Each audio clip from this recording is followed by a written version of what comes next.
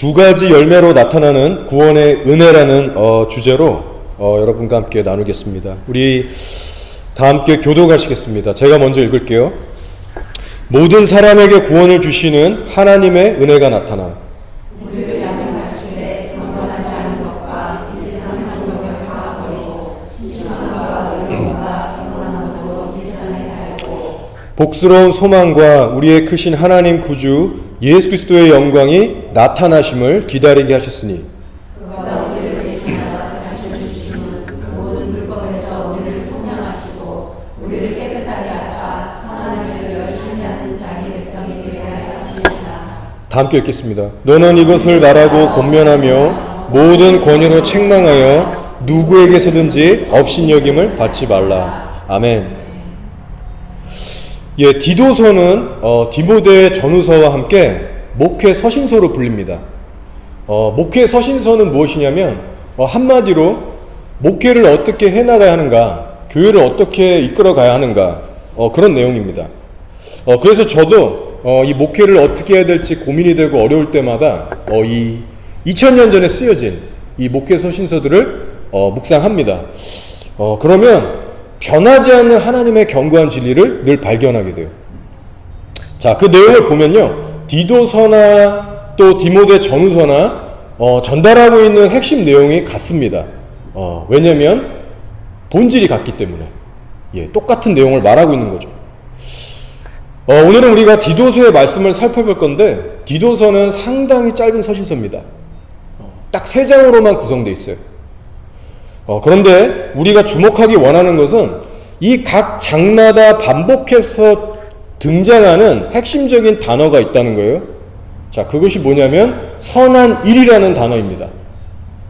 총 3장 안에서 6번이나 등장하고 있는데, 오늘 우리가 읽은 말씀에도 그 말이 나와요. 바로 14절에 나와 있습니다. 자, 이 선한 일은요, 영어로는 good works, 다른 말로는 good deeds, 이렇게 얘기를 해요. 자, 근데 선한 일이라는 이 단어가 디도서에 왜 이렇게 자주 등장하느냐? 그 이유는 바로 선한 일이라는 것은요, 그만큼 하나님께서 기뻐하시는 것일 뿐만 아니라 성도들에게 요구하는 것이기 때문에 그렇습니다. 성령으로 거듭나게 하신 후에는 반드시 선한 열매라는 것을 요구하세요, 하나님은. 자, 그런데 우리가 이 선한 열매를 맺기 위해서는요, 분명히 해야 할 것이 있습니다. 바로 이 선한 일이라는 것은 우리의 단순한 입술의 고백만으로는 절대로 맺을 수 없다는 그런 영역이에요. 지난주 설교 말씀에서 선한 일이라는 단어를 역시 제가 언급했어요. 여러분 기억하실지 모르겠어요. 요한복음 5장 29절의 말씀인데 읽어드리겠습니다. 선한 일을 행한 자는 생명의 부활로, 그렇죠? 악한 일을 행한 자는 심판의 부활로 나으리라.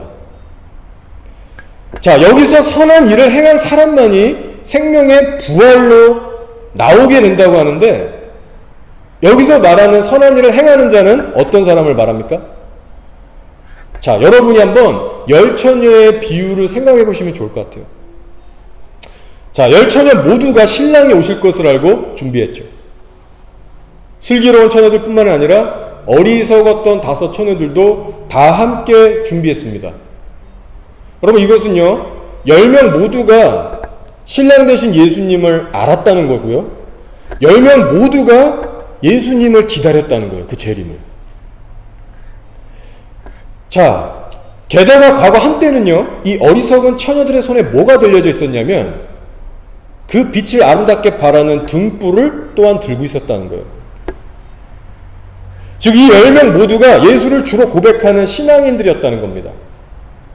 그래서 만약 예수를 주로 고백하는 신앙이 이들에게 없었다면요, 그 어리석었던 5 처녀들은 아예 등불을 들고 기다리는 그 현장이 아예 없었을 거예요. 자, 그러나 예수님이 정작 오셨을 때 버림받은 자들이 누구였습니까? 바로 어리석은 처녀들이었어요. 그 이유가 무엇이냐? 등불에 불이 꺼졌기 때문입니다. 여분의 기름이 하나도 없었어요. 다 꺼졌어요. 어두워졌어요. 그래서 버림받았어요. 무슨 의미입니까? 여러분, 기름이 다 떨어져서 등불이 꺼졌다는 것은요, 신랑이 더디오게 되면서 신앙의 변질이 왔다는 뜻입니다. 한때는 성령을 따라 열매 맺고 살았지만 어느 순간부터 육신의 삶을 살았다는 얘기예요. 결국 그래서 이 비유의 핵심 메시지가 무엇이냐면 바로 과거에 한때 좋았던 신앙과 선행만으로는 천국에 들어갈 수 없다는 메시지를 주고 있어요. 여러분, 이것이 어리석은 처녀들과 슬기로운 처녀들을 갈라버리는 핵심 메시지입니다. 여러분, 이 얼마나 두렵고 정신 차리게 하는 말씀입니까? 그래서 이 열처녀의 비유는요, 우리가 맘 편하게 들을 수 있는 비유는 사실 아니에요.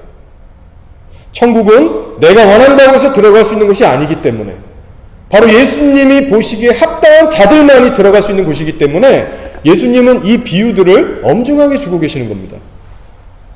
과연 누가 예수님이 재림하실 때 영생의 부활로 일어나서 선한 종이라고 인정을 받고 천국 잔치에 들어가게 될 수 있는가? 바로 성령님을 끝까지 의지해서 넘어지면 다시 일어나서 회개하고 다시 한번 성령님을 의지해서 순종하고 복종해서 끝까지 주님 오시는 그날까지 살아내는 자들이 천국에 들어간다는 거예요. 여러분, 제가 지금 왜 이 열처녀 비유를 설명했냐면요, 성경에서 말하고 있는 선한 일을 행하고 있다는 그 사람들이 누구냐면 바로 자신의 등불이 끝까지 꺼지지 않게 살아냈던 슬기로운 다섯 처녀를 말하고 있기 때문이에요. 동일한 일맥선상에서 여러분이 이해를 하셔야 됩니다.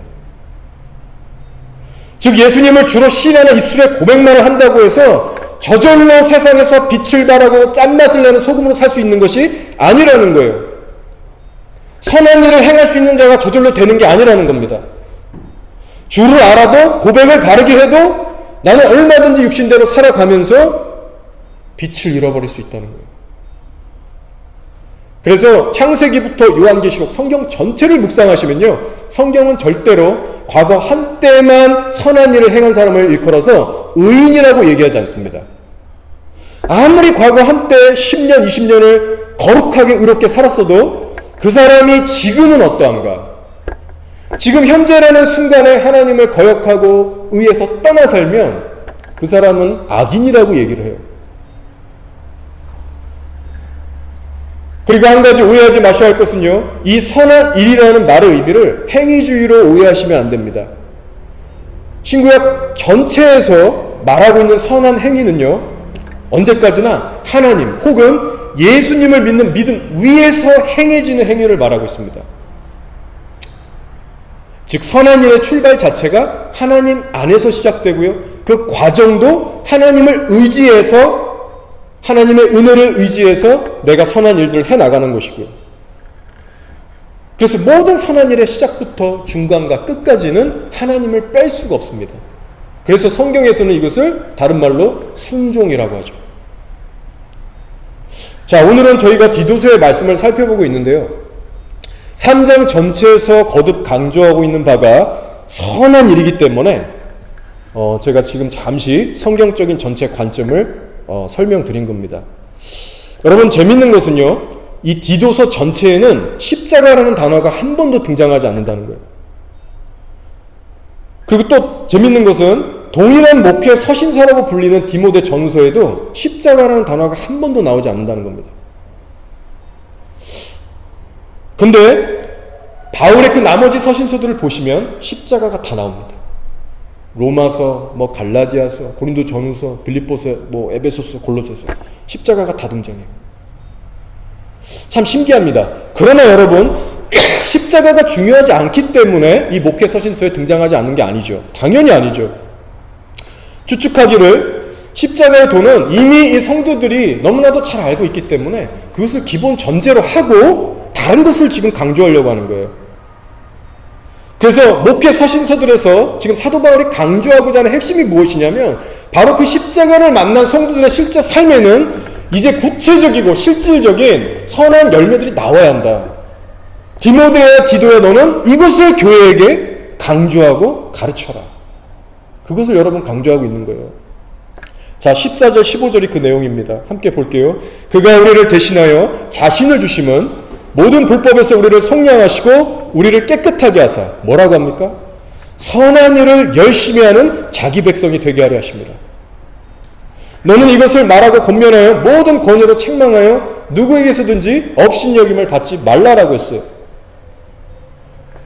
지금 교회 회중들에게 어떤 말씀을 주력해서 전해야만 하는가?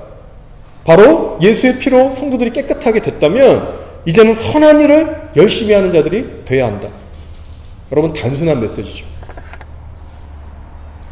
자, 그리고 그 위에 나온 우리 12절 13절이 뭘까요? 이것은 이 선한 일이 구체적으로 무엇인지에 대해서 좀 더 자세히 설명하고 있는 구절들입니다. 자, 먼저 11절부터 살펴볼 텐데요. 11절에서 이렇게 얘기하고 있죠.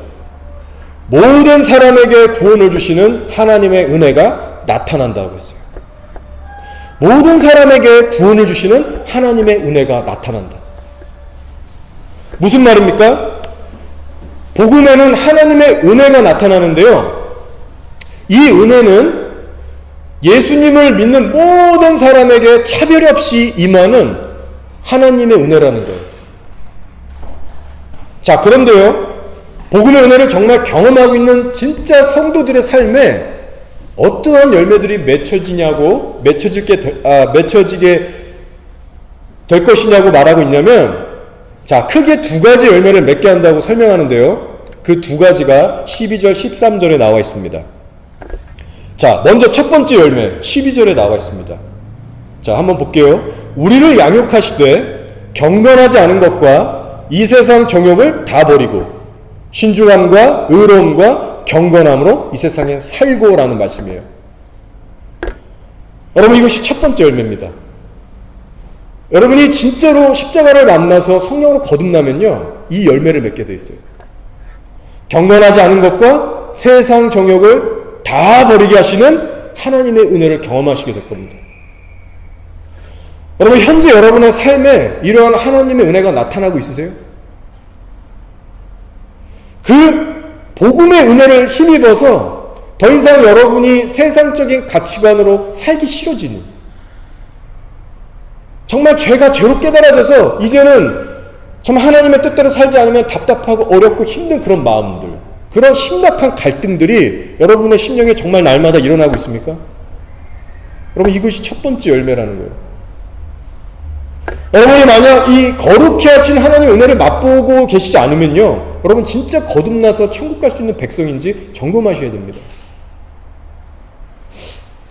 여러분, 예수님께 인격적으로 양육을 실제 받아서 신앙생활하는 사람과 명목상의 그리스도인과의 명백한 차이가요, 바로 여기서 나타나요. 여러분, 12절 초반에 뭐라고 지금 말씀하죠? 우리를 양육하시되라고 했어요. 여러분, 주어가 지금 누구예요? 사람이 아니라 하나님이에요. 모든 사람에게 차별 없이 은혜를 주시는 그 하나님께서 우리를 친히 양육하신다는 말이에요. 물론 목사와 같은 저 같은 사람 통해서 양육하십니다. 그러나 본질, 그 주체는 하나님이세요. 그래서 여기서 양육하다라는 말은 영어로 teach or instruct 이런 말이거든요.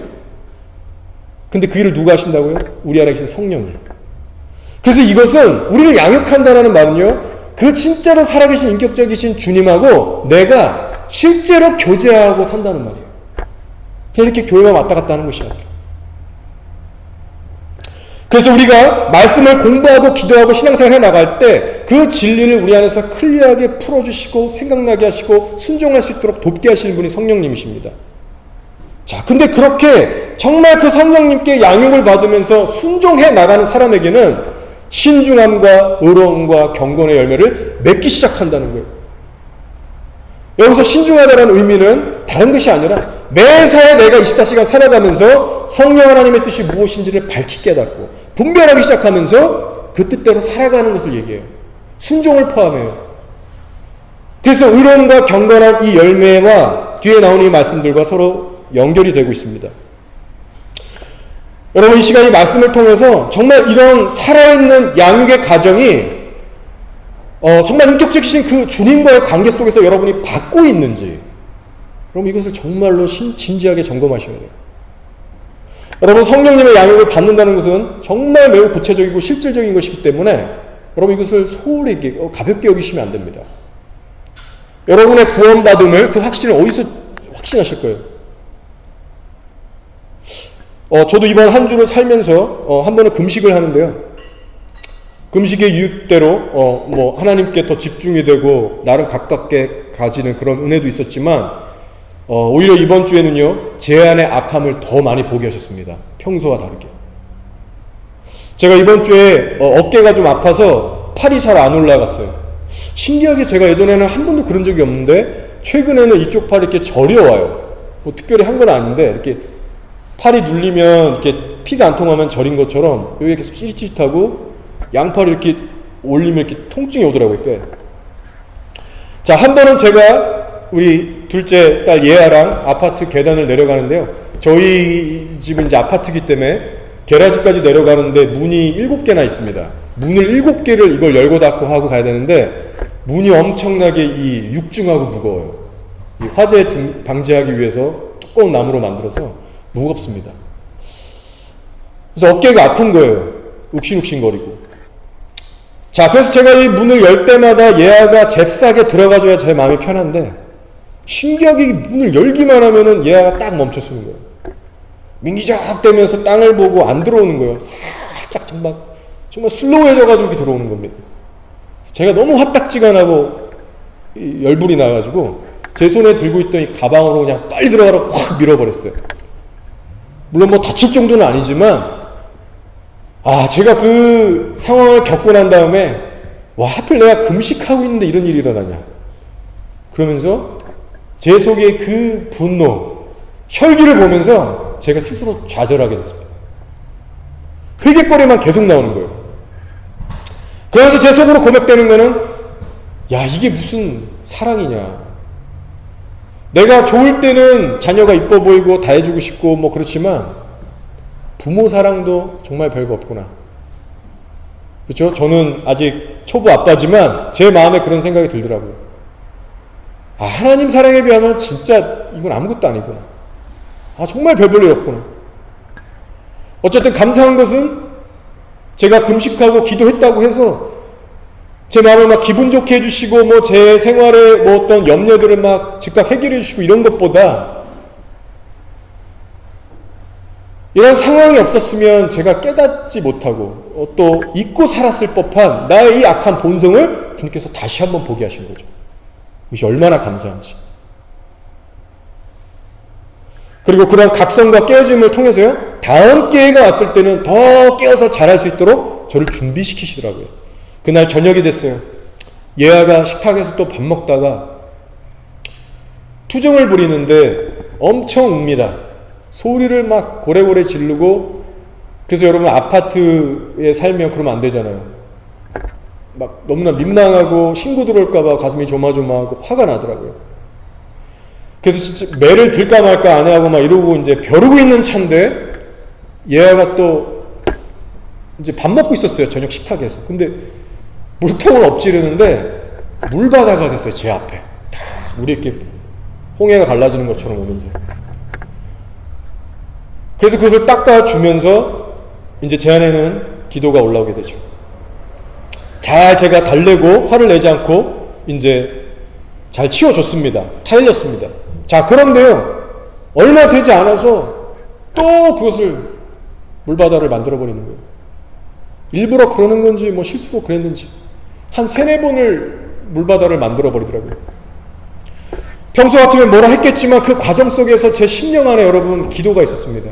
하나님, 낮에도 그랬는데 좀 혈기 부리지 않게 해주십시오. 내 감정과 기준대로 자녀들을 함부로 대하지 않게 해주십시오. 여러분, 그 기도를 했어요. 사소한 일에서 가족과의 관계에서도 범죄하지 않게 해주십시오. 여러분, 감사하게도요, 성령이 도와주셔서 정말로 웃고 타일르면서 잘 지나갔습니다. 나중에 아내가 와서 놀랐다고 하더군요. 화낼 줄 알았는데 그냥 넘어갔다. 그래서 제가 속으로 기도하면서 주님의 은혜로 이렇게 된 거다. 또 나눔이 있었습니다. 여러분, 아내하고의 관계도 마찬가지예요. 요새 새벽을 깨우고 같이 연합해서 합심 기도하니까 여러분 은혜가 있고 정말 하나님 안에서 너무나 기쁩니다. 그러니까 여러분, 마귀가 가만히 있겠어요? 아내와 제가 서로 그 단점들이 보이고 허물이 보여서 때로는 정말 합심기도 하기 싫게끔 만드는 그런 일들이 왜 없겠어요. 의견 충돌이 일어나고 감정 팍 상해버리고. 그러나 여러분, 제가 말 한마디 잘못하면 그 순간 성령님이 제 안에서 소멸되는 걸 제가 알기 때문에, 그 대가 지불이 너무나 큰 걸 알기 때문에 거기서 또 훈련이 있는 거죠. 여러분, 말 한마디 잘못하고 행동 한번 잘못하면요, 여러분 성령님과 멀어집니다. 그래서 우리가 저 오지에 선교지에 나가서 목숨의 위협을 받는 그런 핍박은 없지만, 삶 속에서 늘상 부딪히는 우리 주변의 사람들 관계 속에서 우리는 얼마든지 성령을 잃어버릴 수가 있고, 강팍한 채, 낙심한 채, 좌절한 채, 승리하지 못한 채 그렇게 패배의식 가운데 살아갈 수 있다는 거예요. 여러분, 매사에 신중하고 의롭고 경건하게 살려면 이 디도서의 말씀처럼 여러분 반드시 많이 참고 용서하고 인내해야 됩니다. 근데 이게 우리의 힘만으로는 안 되죠. 성령이 도우시는 거죠. 너무 감사한 것은요, 우리들이 그 어려운 상황들이 올 때 자아의 죽음에 나를 계속해서 내어주고 고비를 넘어갈 때마다 성령께서 주시는 기쁨과 평강을 맛보게 된다는 거예요. 이 맛에 신앙생활을 하는 겁니다. 여러분, 어떻게 살다가 이 자리에 오셨습니까? 성령님과의 동행을 위해서 여러분의 자신을 계속해서 내려놓고 깨뜨리시는 그런 부인하는 순종들이 있으셨습니까? 시편 19편 14절에 이런 말씀이 있어요. 나의 반석이시요 나의 구속자이신 여호와여, 내 입의 말과 마음의 묵상이 주님 앞에 연락되기를 원하나이다. 여러분, 이 시편 기자는 분명히 알았습니다. 내가 하고 싶은 말 함부로 하고 내가 변덕스러운 이 마음 절제하지 않고 살아가면 하나님께서 나를 떠나신다. 내 입에 받지 않으신다. 이걸 알고 있던 사람이에요. 저희가 늘 명심해야 할 것이 있다면, 우리가 단순히 교회에만 열심히 다닌다고 해서, 열심히 교회에서 봉사만 한다고 해서 여러분 신앙의 성장이 없다는 겁니다. 또 기도만 열심히 한다고 해서 신앙의 성장이 되지 않습니다. 언제까지나 신앙생활의 성장과 연단은 언제 이루어지느냐? 바로 이웃과의 관계에서 깨어지고 돌파하는 데서 여러분 시작됩니다. 나랑 부딪히는 사람하고의 관계를 통해서 신앙의 성장이 제대로 오는 거예요. 인간관계에서 나를 꺾고 낮아서서 사랑으로 섬기는, 용서하는, 용납하는, 이것이 안 되면 신앙의 성장이 없어요. 여러분, 이것을 정말 절실히 마음에 와닿게 깨달을 수 있어야 됩니다. 그 이유는요, 자기를 부인하는 십자가가 없으면 단순한 성령의 체험, 은혜 체험으로 끝나게 되기 때문에요. 우리가 이렇게 교회 와서 예배를 드리고 찬양과 여러 가지 집회, 부흥회를 통해서 은혜를 받지만요, 거기에 무슨 자기 십자가가 있습니까? 하나님 우리의 마음을 뜨겁게 하고 눈물을 흘리게 하고 기쁘게 해주시는 건요, 다음에 순종해야 될 때가 올 때 네가 자기 십자가를 져라, 그 연료를 주시는 거예요.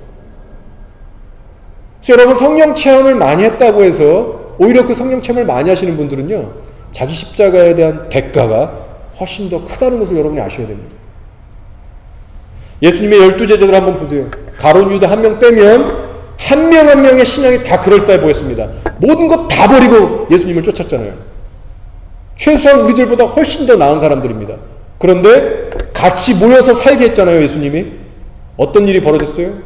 누가 더 크냐? 누가 더 큰 일을 할 것이냐? 누가 더 인정받을 것이냐? 이런 것 갖고 맨날 싸웠잖아요. 혈기 부리고 시기 질투하고 경쟁하고 판단하고 미워하고.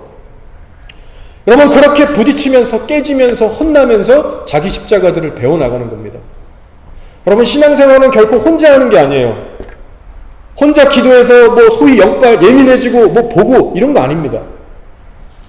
부딪힘 속에서 깨어질 수 있는 사람, 자기 십자가를 배울 수 있는 사람, 그러면 그 사람이 진짜예요. 그래서 현실은 내 가까운 가족들에게부터 그리스도의 인격으로 대하는 일이요, 교회에 와서 충성 봉사하고 기도하고 금식하는 것보다 훨씬 더 어렵습니다. 근데 거기에 영적 성장이 있어요. 따라서 여러분, 먼저 여러분의 가정 안에서부터 자기의 십자가를 지고 낮아지는 훈련을 행하시기 바랍니다. 성령님이 그것을 가장 원하고 계세요. 그것이 되지 않고 밖에 교회에서만 겉돌게 되면 신앙의 성장은 없게 됩니다. 따라서 여러분, 그 조그만 둘째 딸 예아를 통해서 저를 깨뜨리신 것처럼 여러분의 가족들 관계 안에서 날마다 보는 그 얼굴을 통해서 여러분 하나님의 뜻을 읽으시길 바라요. 자, 복음의 은혜를 만나면 맺혀지게 될 두 번째 큰 열매가 무엇인가? 자, 13절에 나와 있습니다. 한번 볼게요. 복스러운 소망과 우리의 크신 하나님 구주 예수 그리스도의 영광이 나타나심을 기다리게 하셨으니라고 했어요. 자, 여기서 복스러운 소망이라는 건 뭡니까? 영생의 부활과 천국의 기업을 의미합니다. 그리고 예수 그리스도의 영광이 나타나심을 기다린다는 것은요, 예수 그리스도의 재림의 날을 사모하는 마음을 얘기해요. 자, 근데 성도의 부활이 예수님의 재림에 일어나죠. 그렇죠? 그래서 이 구절은요, 예수님의 재림을 사모하는 그 마음을 가지라는 구절입니다. 여러분, 이것이 큰 두 번째 열매예요. 내가 정말 성령으로 거듭나면 첫 번째 경건하게 살게 되어지고요, 두 번째 핵심의 큰 열매는 예수님의 재림의 날을 사모하는 이 생생하고 정말 열렬한 소망이 우리 가운데 불일 듯 일어나게 된다는 겁니다. 여러분, 이 시간 여러분의 마음속에 정말 예수님의 다시 오심에 대해서 간절한 열망이 있으신지 정말 제대로 한번 점검해 보셔야 됩니다. 그래서 만약 그 마음이 여러분 가운데 그렇게 크지 않으시다면 성령님께 반드시 오늘부터 기도하시기 바라고요. 예, 반드시 그러셔야 됩니다.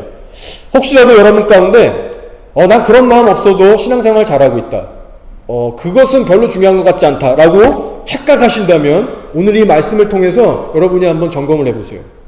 정면으로 이 말씀과 부딪히게 됩니다. 여러분, 우리가 반드시 확실히 해야 될 것은요, 예수님의 재림에 대해서 열렬히 사모하는 이 마음은 성령 하나님이 주신다는 겁니다.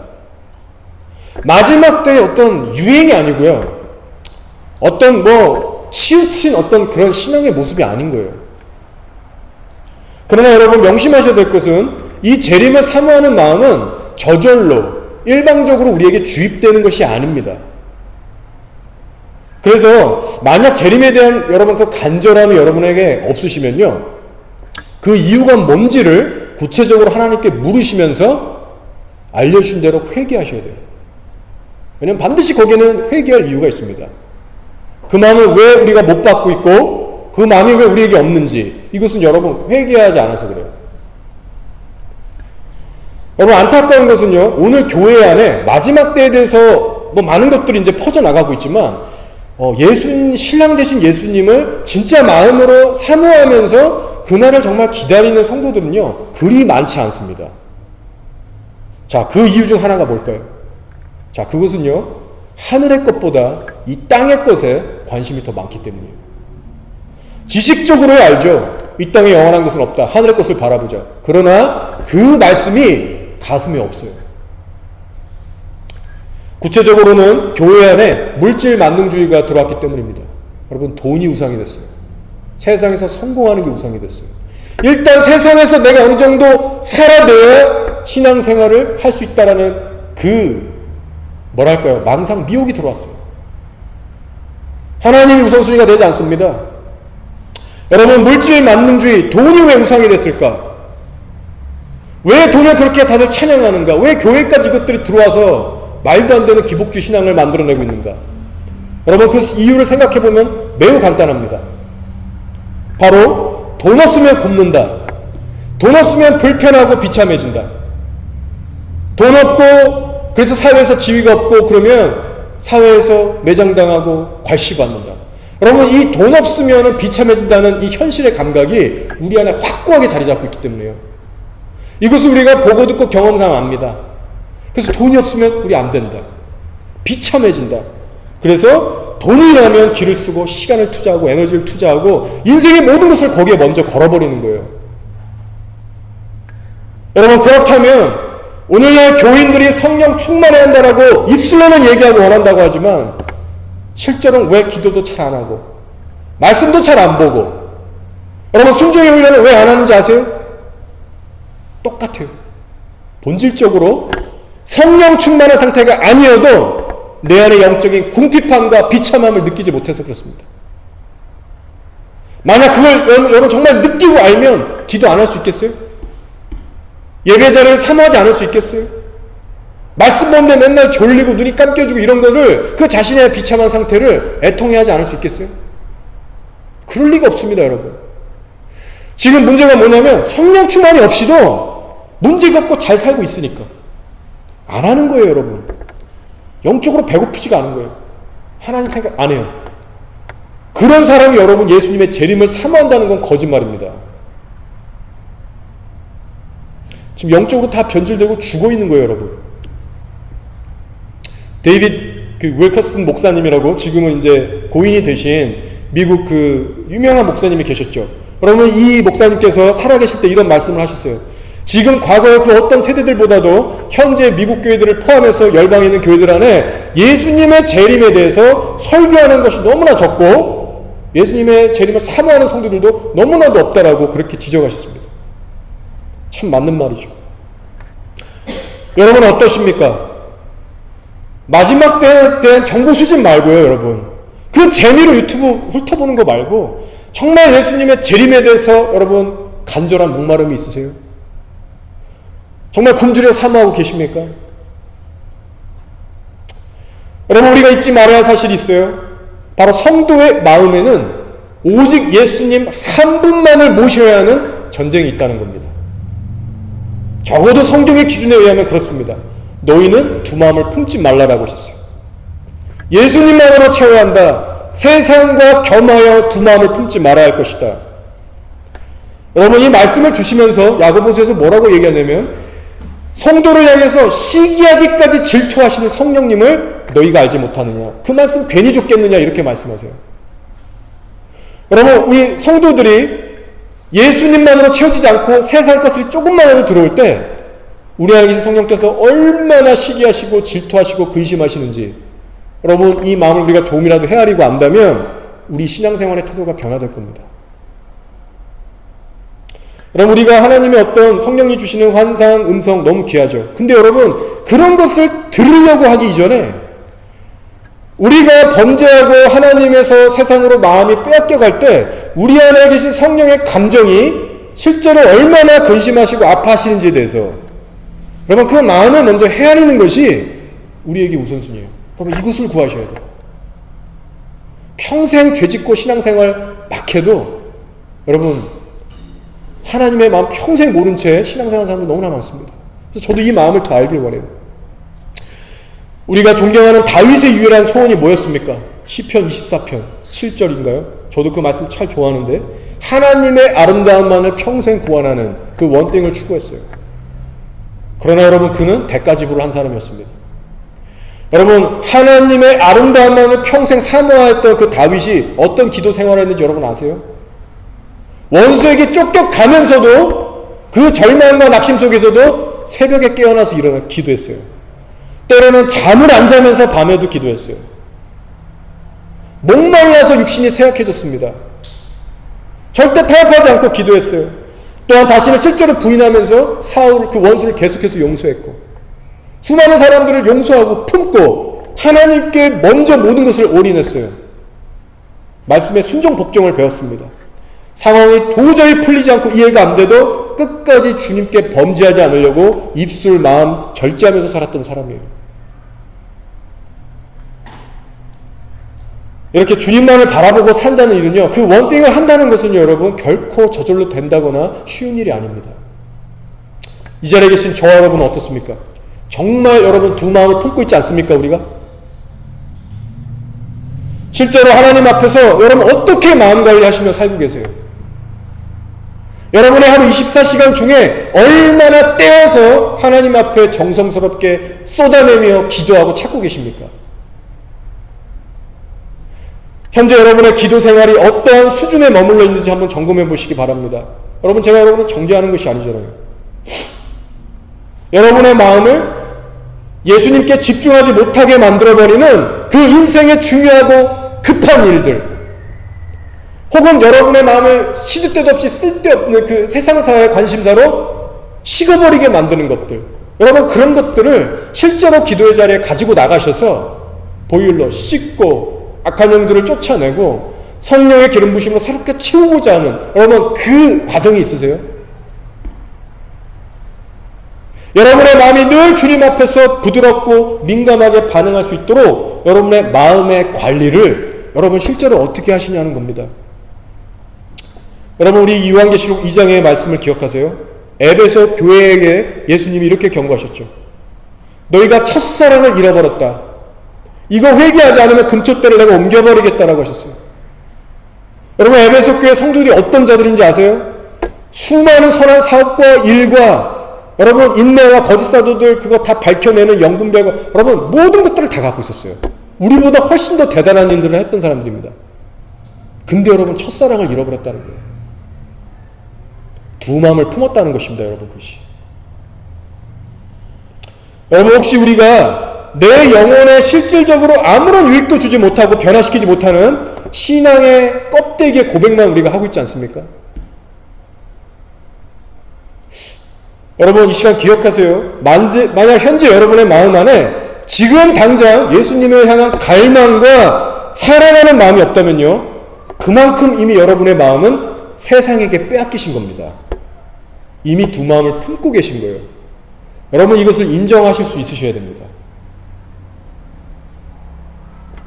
나의 하루 24시간을 전부 세상의 일들로만 채우고 살면 그 사람의 마음에는 예수님을 향한 사랑과 간절함이 절대로 안 생깁니다.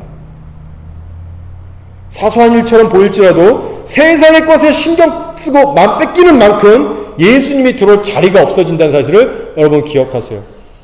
여러분 이거는 갑자기 제가 이제 여기 설교 준비에는 없는 내용이지만은 제가 실제로 오늘 아침에도 있었던 일이라서 잠깐 나눌게요. 제 아내가 거의 이제 토요일마다 다음 주에 일하는 그 타임테이블 로스트를 봤습니다. 근데 이번 주에는 그게 좀 늦춰져서 오늘 오게 됐어요. 근데 사실 이 로스터를 토요일날 받아서 다음 주 스케줄을 미리 알고 뭐 계획하는 것보다 계획하는 그 일이 뭐 좀 늦춰져도 사실 그거 뭐 큰일 아니잖아요. 그쵸? 토요일날 받거나 뭐 하루 늦어진 오늘 받거나 그게 뭐 그렇게 걱정스러운 일이 아니잖아요. 자, 근데 사람마다 연약한 점이 있듯이 제 아내에게는 그 일이 힘들었나 봐요. 그래서 다음 주에 이제 어떻게 스케줄을 이제 해야 될까 뭐 맞춰보기도 해야 되고 뭐 이래야 되기 때문에 그랬던 것 같아요. 자연스럽게. 근데 제가 옆에서 보니까 이거 가지고 계속 문자 보내고 직원들하고 얘기하고 막 초조해하면서 걱정하는 게 보이는 거예요. 아니나 다를까 오늘 제가 노숙자 예배를 잘 드리고 집에 와서 이제 아침 식사를 하면서 이제 얘기를 하는데 제가 이제 이렇게 좀 털고 있었습니다. 이 턴다라는 건 딴 게 아니고 노숙자 사역하면 이제 영적 전쟁이 있으니까 이제 저를 공격해요, 사람들이. 이제 노숙자도 안수기도 해주면 안 좋은 것들이 너무 묻고 이렇게 털어냅니다. 그래서 막 기도를 하고 아내도 이제 영적으로 그걸 느끼니까 좀 더 털으시라고 이렇게 하셔서 부엌에서 기도를 하고 있었어요. 좀 이제 깔끔해졌습니다. 그래서 이제 아내는 자리를 딱 피하고 제가 이제 설거지 하려고 그 부엌에 딱 섰는데 영적으로 너무 악하고 안 좋은 것들이 확 느껴지는 거예요. 그 주변에. 그러니까 거기에 있는 거예요. 그 악한 놈들이. 그래서 이게 뭘까? 계속 기도를 했어요. 근데 이게 노숙자 사역에서 묻어온 걔네들은 아닌 것 같고 계속 기도하다 보는데요. 그리고 이제 아내를 불러서 일로 와서 같이 기도하자. 그래서 기도를 하는데 제 안에서 그런 기도가 나오는 거예요. 하나님, 아내가 회개하게 해주십시오. 이 별거 아닌 일하는 이 로스트에 대해서 걱정하고 근심해가지고 알고 보니까 이 아내가 그게 그 생각에 사로잡히고 여기 마음에 들어와서요. 이게 지금 당장 이제 예배 인도해야 되고 하나님 안에서 정말 하나님께만 집중하고 성령 충만해야 되는 이 시기에 그게 마음을 헤집어 놓은 거예요, 여러분. 근데 거기서 여러분 성령의 소멸이 온다는 겁니다. 여러분 진짜 사소한 것 같죠? 근데 그 사소한 거 혹은 여러분이 평소에 딱 혹하는 어떤 취미생활 혹은 어떤 여러분이 원하는 어떤 이슈 별거 아니고 죄가 아닌 것 같지만요, 여러분 그런 것에 한번 마음과 생각을 빼앗기면요 거기에 골똘하게 되면요 성령님의 임재가 소멸돼요. 여러분 이런 것들을 실제로 느끼게 하시는데 그래서 여러분 회개하라고 했어요. 하나님을 신뢰하지 못하고 별것도 아닌 것 같고 마음 뺏기고 생각 뺏겨서 강팍하게 되고 그래서 안절부절하고 기도가 막히고 은혜가 안 되는 이 심령을 회개해라. 그래서 여러분 회개했거든요. 그리고 그것을 틈탈했던 악한 영을 대적하는 기도하고 나니까요, 거짓말처럼 환해지고 밝아졌어요. 여러분 놀랍지 않으세요? 여러분 제가 이 설교를 했죠, 좀 전에. 사소한 일처럼 보일지라도 여러분 세상의 것에 신경 쓰고 마음 뺏기면요, 여러분 예수님이 들어올 자리가 없어요. 그래서 여러분 제가 누누이 간증하잖아요. 제가 사역자로서 이렇게 쉬고 나서요, 일요일날 가면 공허하고 외롭습니다. 그게 그런 게 있어요, 여러분. 사역자한테는 다 쏟아내고 막 하다가 이제 사람들 안 만나게 되면 좀 쉬고 싶어요. 말도 하기 싫고. 그럴 때 여러분 제가 받는 싸움이 뭐냐면 유튜브를 보는 거예요. 뭐 재밌는 거 있잖아요. 그렇다고 제가 저질스러운 거 보는 게 아니잖아요. 하루는요, 여러분 제가 그렇게 기도하고 나서 새벽에 기도의 제대를 쌓고 나서 너무 상쾌하고 좋고 은혜를 받아서 방에 들어갔어요. 그래서 침대에 누워서 좀 피곤해서 저도 모르게 유튜브에 손이 가서 유튜브를 보는데 아주 멋진 스포츠카가 이렇게 딱 뜨는 그 동영상이 나온 거예요. 제 평생 그 차 살 일 없습니다. 원하지도 않고 뭐 그거 못 사서 제 마음 힘든 것도 아니에요. 근데 여러분 그 차를 딱 클릭해서 보는데 성령님이 싫어하시는 게 확 올라오는 거예요. 악한 영이 스물스물 들어오려고 하는 게 느껴지는 거예요. 너무 찔리고 힘들더라고요. 그래서 여러분 그거 끄고 회개했어요. 근데 회개하고 기도하는데 재빨리 평강의 임재가 회복이 안 돼서 하나님 앞에 정말 제가 죄송하고 힘들었습니다. 여러분 이런 거예요. 별거 아닌 것 같은데 그 씨앗이 뿌려져서 조금이라도 자라나는 그 여지를 하나님께서 싫어하시는 겁니다. 그러니까 여러분 성령님이 우리에게 요구하시는 신앙생활의 수준이요, 얼마나 그 차원이 여러분 갈수록 좁은 길인지 몰라요. 근데 그 좁은 길이 억지로 막 가는 것은 아니고요, 그만큼 우리가 우리 자신을 내어드릴 때 하나님을 더 차지하게 되는 거예요. 하나님과 더 같이 동행하기 때문에 너무나 행복한 길입니다. 따라서 여러분 지금 여러분이 예수를 나 믿어, 나 신앙생활 이 정도면 잘하고 있어, 일주일에 교회 한두 번 꼭 나와, 집에서도 나름 가끔 큐티해 라고 할지 모르지만 여러분의 마음은 그래도 정말 수가지의 생각과 다른 상념과 그런 마음들로 갈라져 있는 상태가 될 수 있다는 거예요. 지금 이 자리에 나와 계신 여러분의 예배 행위가 여러분의 마음을 대변해주고 있지 못해요. 날마다 우리가 실제로 샤워장에 들어가서 샤워를 해야 우리의 몸에 때가 벗겨지고 시원하게 되는 것처럼 영적인 거 똑같습니다. 오히려 더합니다. 우리가 단 하루를 살아도 셀 수 없는, 내가 인식하지 못하는 그 셀 수 없는 많은 양의 악한 생각들과 마음들과 말과 행동을 하는 자들이 우리들이에요. 그래서 알게 모르게 귀가 막히고요, 영적인 눈이 흐려지고요, 가슴이 딱딱하게 됩니다. 여러분 이거 느끼세요? 저는 느낍니다. 한 가지만 더 간증할게요. 제가 이번 주에도 전도하면서 참 많은 은혜를 받았습니다. 그 어느 때보다도 하나님이 은혜를 주시고 그랬어요. 근데 하루 종일 다 그랬습니다. 그랬는데요, 그럼에도 불구하고 집에 가서 그냥 딱 사니까요, 뭐 특별한 범죄를 한 것도 아닌 것 같은데 영적으로 이게 무감각해지고 닫혀지는 게 느껴지는 거예요. 그래서 정말 기도는 쉬지 않고 해야 되는구나. 여러분 그것을 느꼈습니다. 여러분 날마다 기도로 샤워하셔야 돼요. 말씀으로 날마다 여러분 채우셔야 됩니다. 그렇게 해야 예수님에 대한 사랑을 우리가 지켜나갈 수가 있고 더 깊은 길로 나아갈 수가 있어요. 자, 이제 한 가지 부분을 좀 더 나누고 마치겠습니다. 여러분 예수님의 재림은요, 성경에서 가장 중요한 주제 중 하나입니다. 자, 여러분 그 증거로 구약이나 신약 모두에서 재림에 대해서 언급하고 있는데요, 여러분 한 가지 제가 질문을 드릴게요. 구약과 신약 성경 중에서 예수님의 재림을 예언하고 있는 말씀이 어디가 더 많을까요? 여러분 구약입니다. 자, 그러면 몇 배나 더 많을까요? 20배 이상 많습니다. 최소한 20배 이상이 구약 성경에서 예수 그리스도의 재림을 말하고 있어요. 그리고 플러스 이스라엘의 회복에 대해서 말하고 있죠. 여러분 성경 전체 신구약 다 통틀어서 초림 예수에 대해서는 약 456번을 얘기하고 있지만 주님의 다시 오심, 이 재림에 대해서는요 약 3배 반이 넘는 1518번이나 얘기하고 있어요. 압도적인 분량입니다. 신약만 봐도요 39절마다 한 번은 재림을 다룰 정도로 기독교회라는 이 신앙 안에서요 재림은 너무나도 중요한 주제예요. 자, 근데 특별히 예수님의 재림을 사모하는 사람의 마음에는 뭐가 있냐면요, 자신의 죄성에 대한 깊은 탄식이 있습니다. 하나님 앞에 범죄하며 살아가는 내 자신의 죄성이 너무나 끔찍하고 싫어서 하루빨리 이 죄성의 몸을 벗어나고 싶고 예수님을 보고 싶은 그 탄식이 있다는 거예요. 자, 로마서 8장에서 사도 바울이 이렇게 얘기하죠. 피조물이 다 이제까지 함께 탄식하며 함께 고통을 겪고 있는 것을 우리가 아느니라. 그뿐 아니라 또한 우리 곧 성령의 처음 익은 열매를 받은 우리까지도, 성도들까지도 속으로 탄식하여 양자될 것, 곧 우리 몸의 속량을 기다리느니라 라고 했어요. 여러분, 이것은 예수님의 재림하는 날을 사모한다는 말씀입니다.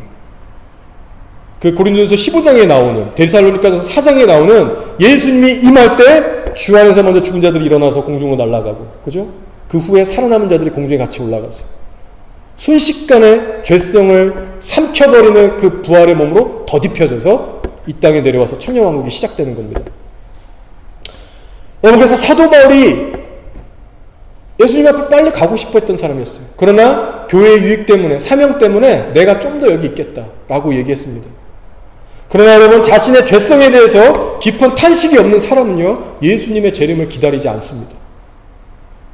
그만큼 육신적으로 산다는 의미예요. 그래서 여러분 안에 예수 그리스도에 대한 사모함이 없으시다면 이것을 살펴보세요.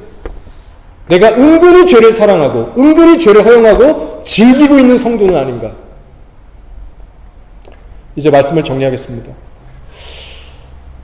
여러분, 성경이 이렇게 얘기합니다. 말세가 될수록 경건의 능력을 추구하는 적어질 것이고 예수님의 재림이 어디 있느냐? 창세전부터 이 천지가 그대로 있다. 그렇게 비웃고 조롱하는 사람들이 더 늘어날 거라고 했습니다.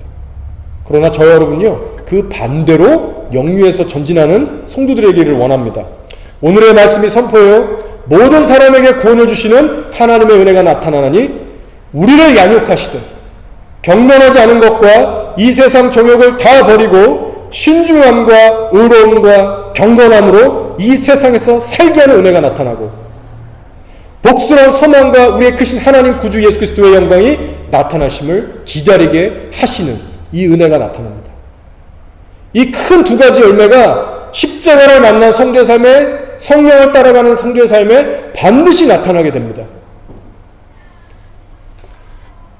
그러나 다시 한번 기억하셔야 될 것은 이 열매들은 저절로 맺혀지지 않는다는 것을 기억하세요. 여러분의 신앙의 고백이나 지적인 성경 말씀의 동의에 의해서 절대로 일어나지 않을 겁니다. 그럼 우린 뭐를 해야 합니까? 우리를 양육하시는 예수님과의 실질적인, 인격적인 만남이 있어야 됩니다. 그분이 날 실제로 지도하시고 깨우시고 이끌어가실 수 있도록 그분께 나의 시간과 마음을 쏟아내야 됩니다. 여러분, 골방을 회복하세요. 골방을 회복하세요. 여러분, 우리가 마지막 때 세상 풍조, 미혹, 다가오는 그 대환란을 이기기 위해서는요, 오늘 말씀이 전하는 두 가지의 핵심, 이 열매를 지금부터 맺으시는 분들이 되셔야 됩니다. 그래야 하나님을 진정 아는 자로서 담대하게 거룩하게 내 자신을 지켜낼 수 있어요. 앞으로 코로나보다 훨씬 더 심한 전염병과 전쟁과 핍박이 올 텐데 그런 상황에서도 혼자 있을지라도 예배할 수 있는, 내 신앙 지킬 수 있는 사람은요, 오늘날부터 그리스도께 직접 양육을 받는 사람입니다. 정말 세상 다 무너져도 예수님이 반드시 재림하셔서 나를 부활시켜버리는 그 확고한 재림신앙을 갖고 있어야만 세상의 총칼을 이길 수 있어요. 여러분, 이 단순한 말씀이 여러분의 신앙생활과 그 체계를요, 좀 단순하고 심플하고 명료하게 만들기를 바랍니다. 여러분, 복잡한 거 아니에요. 여러분, 유튜브에서 쓸데없는 복잡하고 애매한 말씀들에 현혹되지 마시고 그것 함부로 듣고 가라지 뿌려지지 마시기 바랍니다. 오늘 말씀의 토대로 두 가지를 나눴어요. 여러분, 이제 실제 삶 속에 돌아가셔서 이 두 가지의 열매가 여러분의 삶에 어떻게 맺어지고 성령께서 실제로 이 두 부분에 대해서 어떻게 여러분들을 이끌길 원하시는지에 대해서 기도로 물으시고 발견하시고, 그래서 정말 하나님의 그 놀라운 이끄시는 은혜로 저 여러분 모두가 성장하는 그런 귀한 공동체가 되기를 주의 이름으로 축원합니다. 아멘. 이 시간 함께 기도할게요.